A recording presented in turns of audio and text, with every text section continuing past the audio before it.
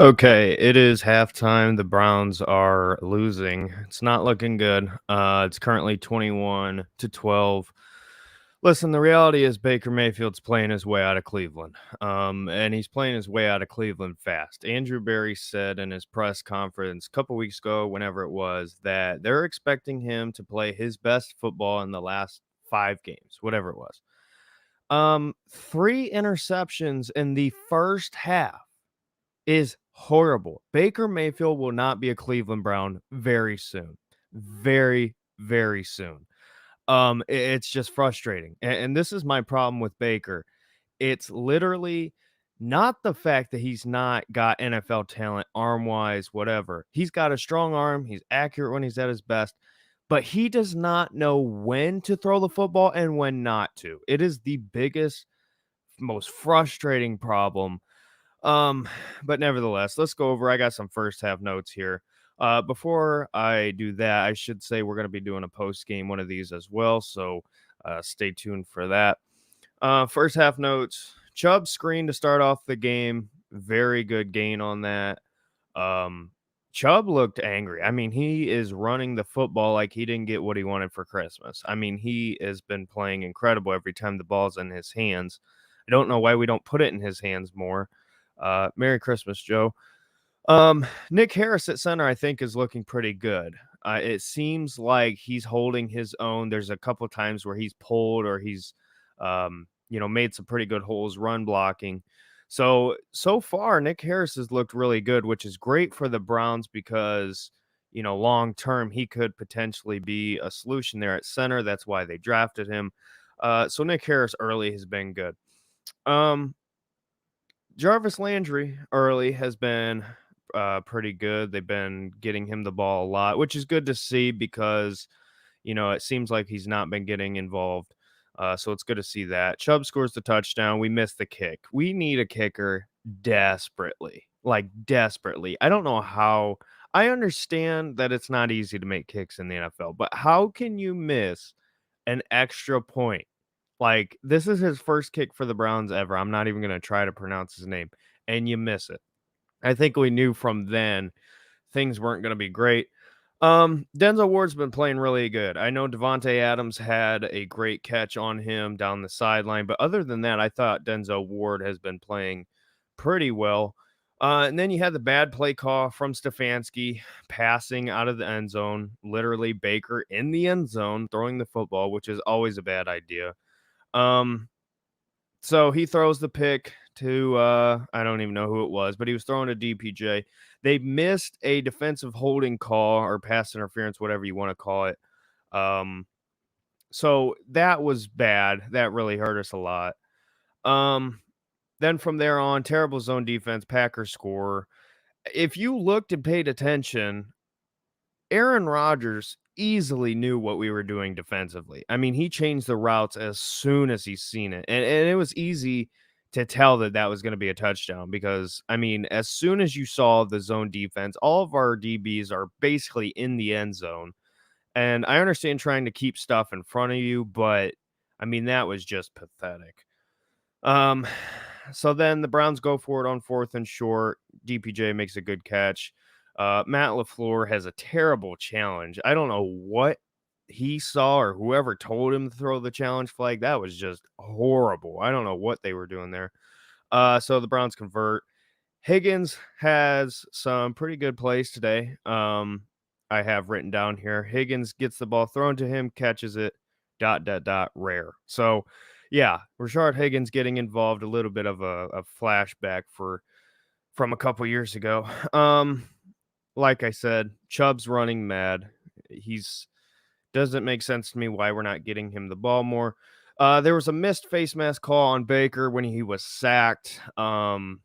It's I guess you could say it's a big thing, but just for a second there, face mask. Baker was talking to the refs, trying to get that call. Never works, but anyway. After that, terrible throw by Baker. He gets picked off again. That's his second pick.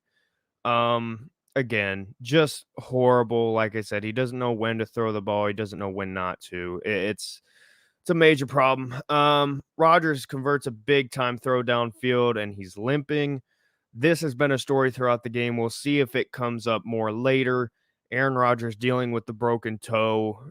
He got stepped on after that by one of his offensive linemen. So he's visibly limping. I don't know how much it's affecting him because, I mean, he's been playing fine.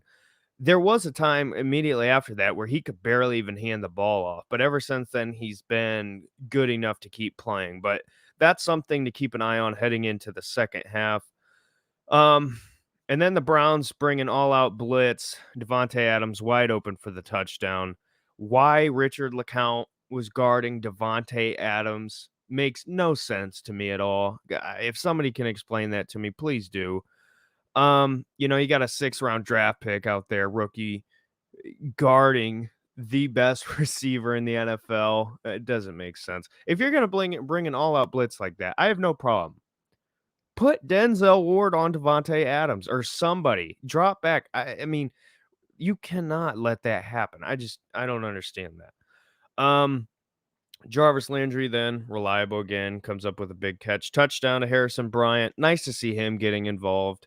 I thought he would have a big step forward this season. I know he's been hurt and COVID and all that stuff, but it's good to see him get involved.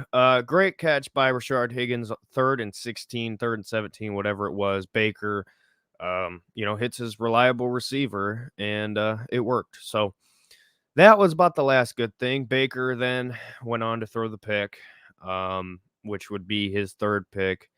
And then after that, Joe K had a good stop on, I want to say it was Aaron Jones. I could be wrong. But that's my first half notes. Listen, all I can say for the second half, pay attention to Aaron Rodgers and that injury. But Baker, I mean, he might get benched in this game. That's the reality. He might get benched in this game. 3 picks in the first half of a game that you have to win to stay alive. Even though I've been saying for how long that this team is dead. This team is done. John Johnson is on Twitter saying run the football. It's this team's falling apart. And one thing that Baker said in an interview, I forget who it was with. It's somebody, but anyway, one thing he said was he's dealing with internal voices as well, not just the media stuff. It's like it's obvious to see. I mean, this is the stuff that people don't realize happens within a locker room. It's like half of the locker room probably hates Baker. I mean, that's just the reality. All these guys who came here in free agency, Jadeveon Clowney, John Johnson, Troy Hill, these guys, the defense is playing fine for the most part. They've fixed a lot of their problems. But how frustrating is that when you're moving the ball downfield, whatever, and then you throw a pick? Okay, whatever. Next couple drives, same thing, another pick, and then another pick. It's like I said, he's playing his way out of Cleveland. It's not. I love Baker. I would love nothing more than him to turn around everything and play good and be the franchise quarterback. And this is it right here, Kyle. Why aren't you running the ball more? It doesn't make sense to me. It's like the Browns get up early, they look fine. I think the play calling has been good, but they need to run the ball more. Nick Chubb today has been spectacular so far.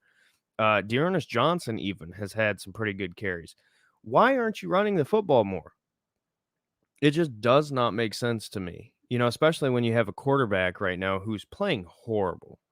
Playing horrible.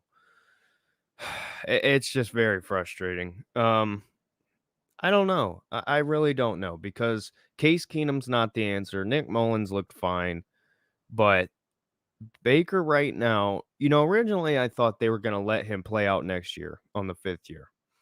But at this point, he's forcing Andrew Berry to move on. I mean, that's just what he's doing. So things are bad right now.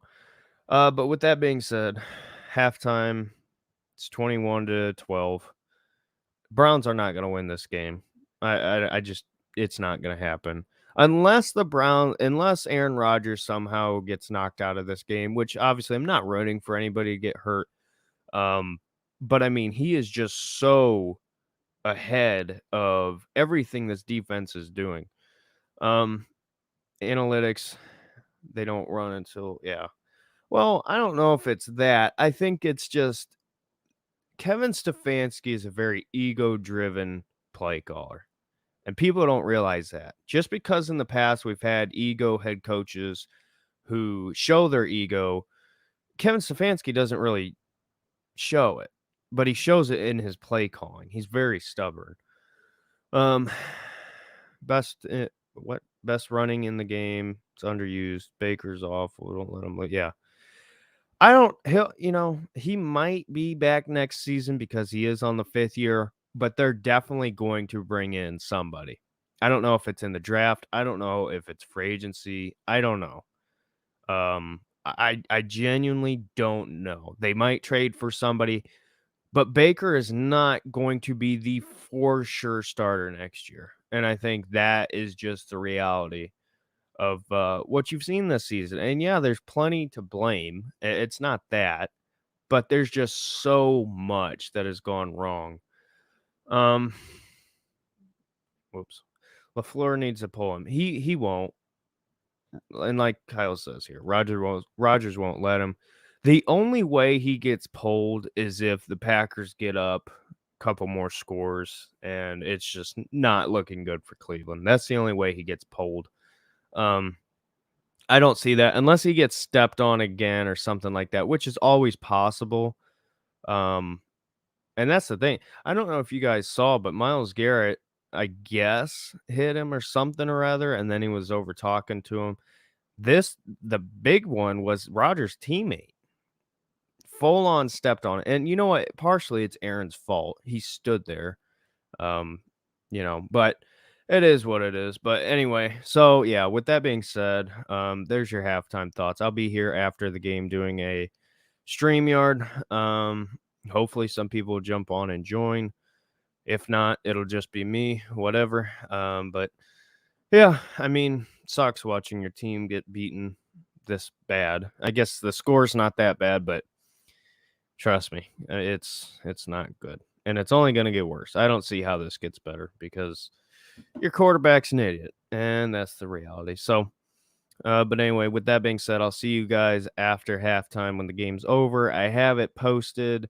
So if you look up my channel, it should show up for the post game. So hope to see everybody there. If not, have a good Christmas, and we'll see you later.